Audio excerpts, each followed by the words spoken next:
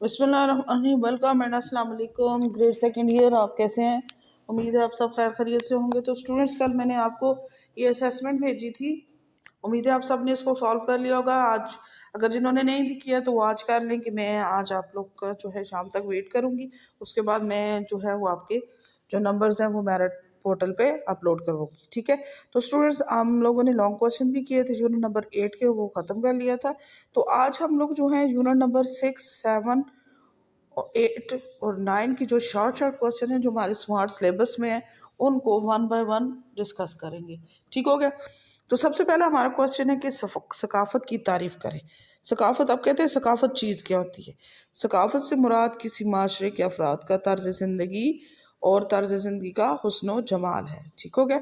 और ये Perl diamond दोनों के लिए क्या है कि सकाफत से मुराद किसी माशरे के अफराद का तर्ज ज़िंदगी और तर्ज ज़िंदगी का हुस्न जमाल है। ये तो हो गई सकाफत की तारीफ। अब मुख्तलिफ माहिरीन क्या कहते हैं? सबसे पहले लेनन कहते हैं सकाफत एक माशरती विरसा है जो एक नस्ल से दूसरी नस्ल को इनफरादी या इज्तिमाई तजर्बात से मुंतकिल होता है।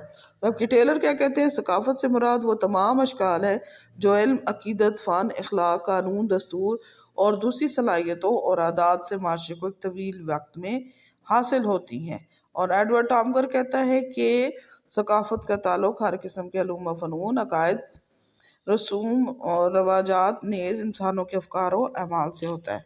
और यहाँ पर अब क्या कहते हैं कि कल सकाफत कौम की पहचान होती है, इसके ज़रिए एक दूसरी कौम से अलग पहचानी जाती है। ये ज़िंदगी की मुश्तरका कदरों, तर्ज ज़िंदगी, आदाब माशरत, आइली कवानीन और फ़नून लतीफ़ा व तहज़ीब पर मुहित होती है, ठीक हो गया? एक दूसरे नंबर पे था कि पाकिस्तान का सकाफती विरसा, अहम मकामात कि पाकिस्तान की सरजमीन कदीम सकाफ़तों और तहजीबों का गहवारा रही है, जिसमें दो तहजीबें हुई हैं, एक वादी सिंध की तहजीब और एक गंधारा की तहजीब है, ठीक है? वादी सिंध की तहजीब के हवाले से जो अहम मकामात मोहनजोदाड़ो और हड़प्पा, और अगर इनका हम विज़िट करते हैं तो आपको देखेंगे कि इनकी तहजीब शहरी थी। इनके शहर वसी और गुंजान आबाद थे। गली मोहल्ले और बाज़ारों की तरतीब में काफ़ी मेहनत से काम हुआ। गलियां कुशादा थी, सफाई का आला इंतज़ाम था। गलियों में पानी के निकास के लिए क्या था? पुख्ता नालियाँ थी, और इससे पता चलता है कि वहाँ के लोग तहजीब याफ्ता थे। और रोशनी का माकूल इंतज़ाम था। मौसमों की शिद्दत से बचने के लिए घरों के नीचे तहखाने भी बनाए गए, जिसमें रोशनी और हवा का मुनासिब बंदोबस्त किया जाता था। और घर के गुसल खाने बहुत कुशादा और साफ थे, और पानी के लिए, पीने के लिए साफ पानी मौजूद था। दूसरे नंबर पे आ जाती है जी गंधारा की। गंधारा तहजीब के अहम मकामात में पेशावर, चारसदा, सवात और टेक्सला रहे हैं। यानी अगर सिंध की देखें तो वहाँ पे मोहनजोदड़ो और हड़प्पा रहे हैं, और गंधारा में अगर देखते हैं तो यहाँ पर पेशावर, चारसदा, सवात और टेक्सला रहे हैं। और सियासी लिहाज से भी चारसदा और पेशावर गंधारा दौर के खिलाफ रहे हैं। और इन्हें संग तराशी में ख़ास तौर पे कमाल हासिल था जो पूरी दुनिया में मशहूर था। और ये भी था कि इससे पहले ये इलाका ईरान और यूनान के ज़ेर असर था, इसलिए हिंदी, ईरानी और यूनानी तहजीबों ने मिलकर यहाँ अजीम तहजीब को जन्म दिया। अच्छा जी, गंधारा का सकाफती मरकज़ जो था वो टेक्सला था।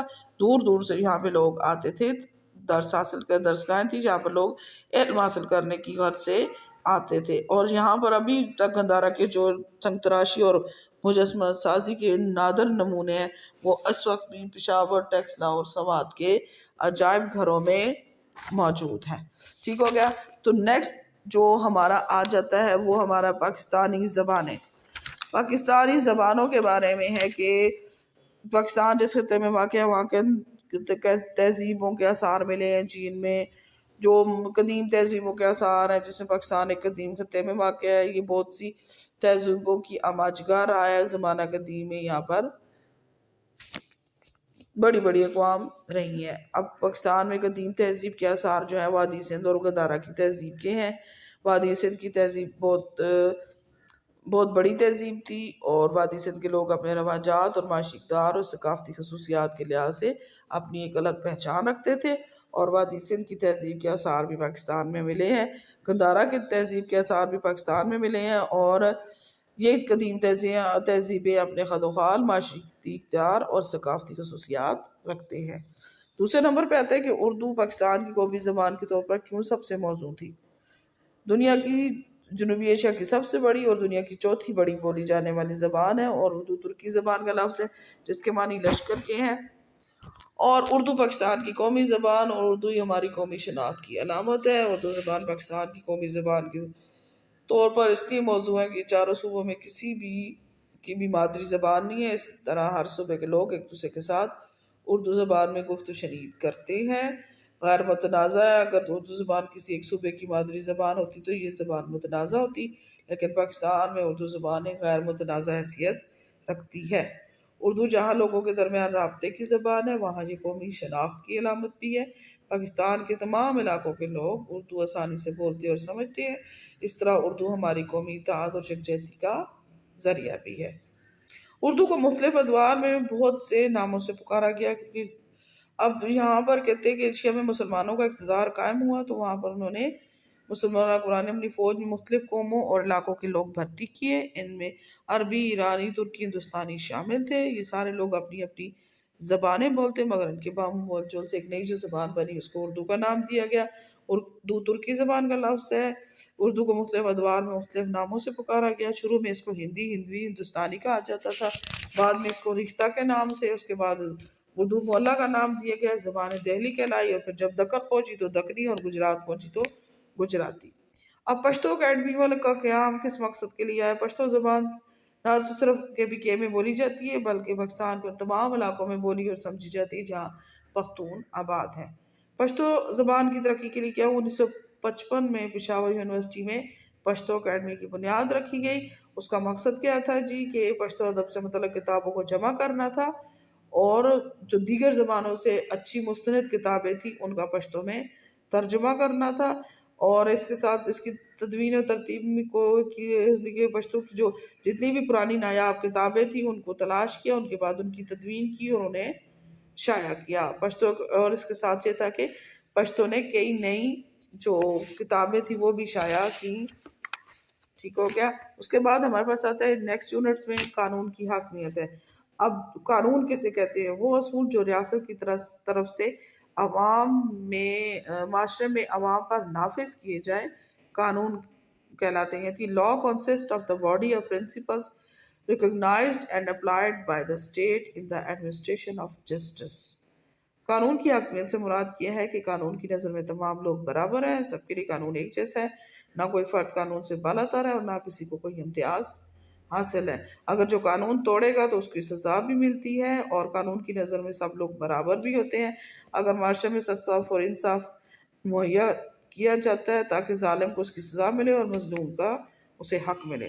اگر معاشرے میں انصاف کا اصول مہنگا اور مشکل ہوگا تو اس میں معاشی اور معاشرتی ترقی کا عمل رک جاتا ہے، ناہمواریاں، محرومیاں اور مایوسیاں جنم لیتی ہیں۔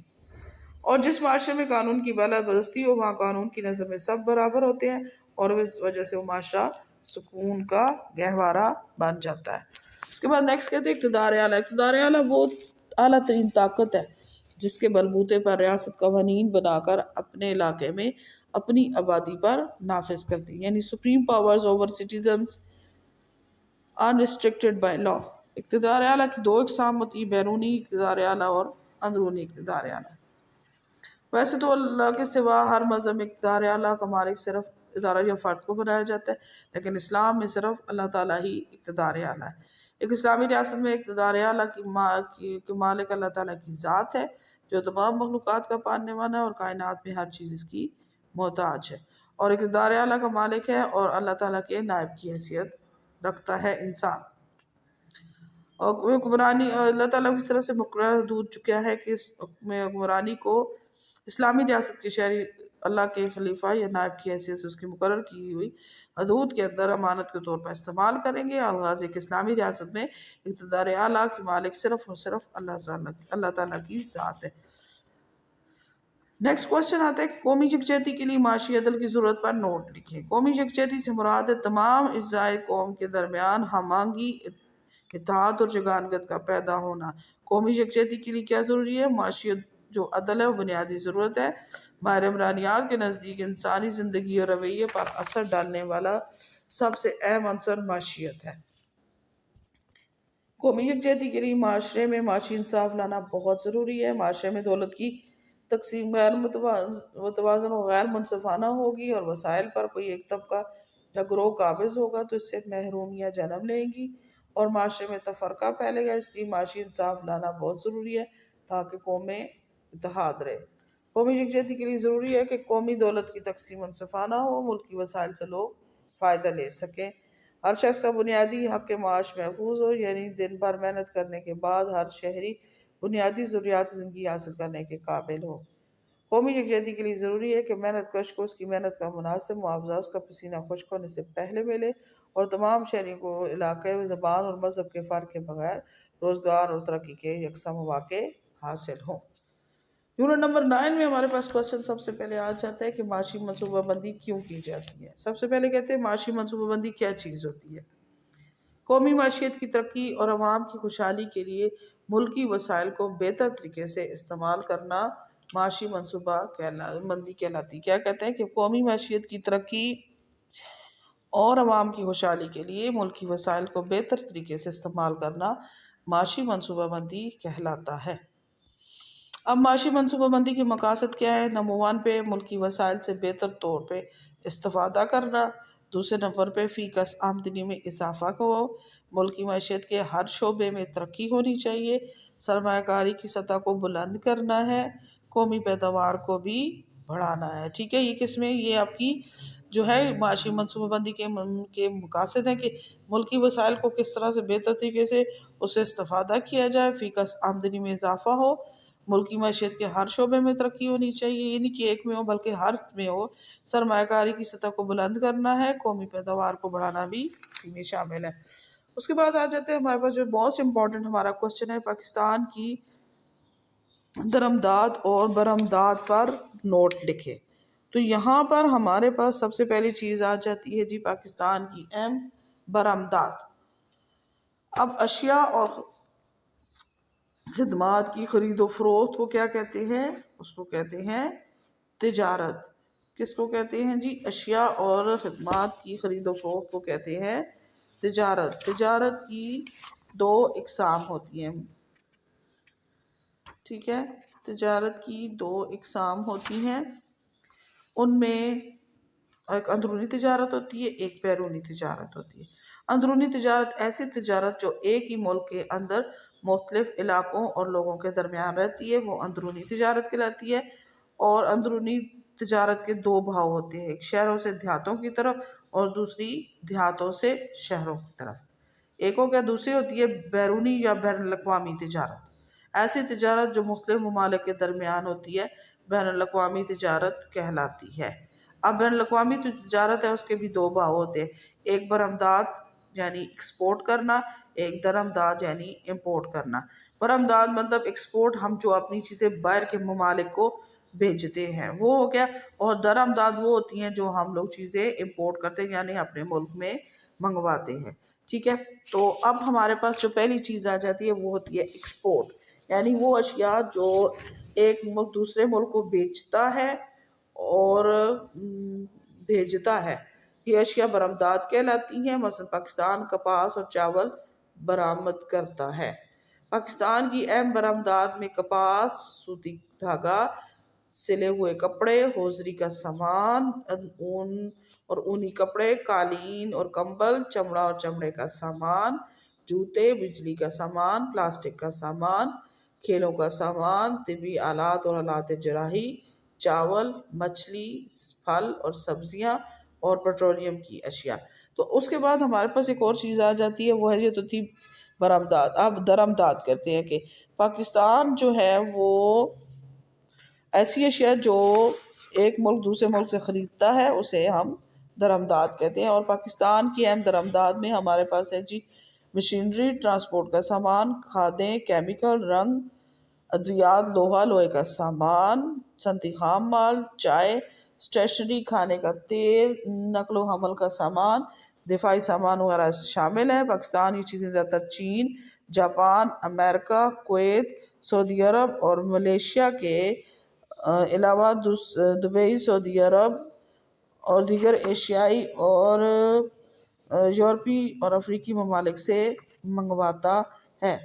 ٹھیک ہو گیا جی، تو یہ تھا ہمارا آج کا جو کوشچن جو ابھی تک ہم لوگوں نے پڑھے ہیں، اس کے علاوہ ایک اور کوشچن ہے، اس کے بارے میں بھی ڈسکس کرتے ہیں۔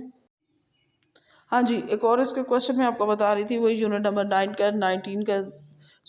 9 کا تھا کہ انفارمیشن ٹیکنالوجی سے کیا مراد ہے، اور جو ہماری حکومت ہے وہ اس کے لیے کیا اقدامات کر رہی ہے۔ تو سب سے پہلے کہتے ہیں انفارمیشن ٹیکنالوجی سے مراد کیا ہے۔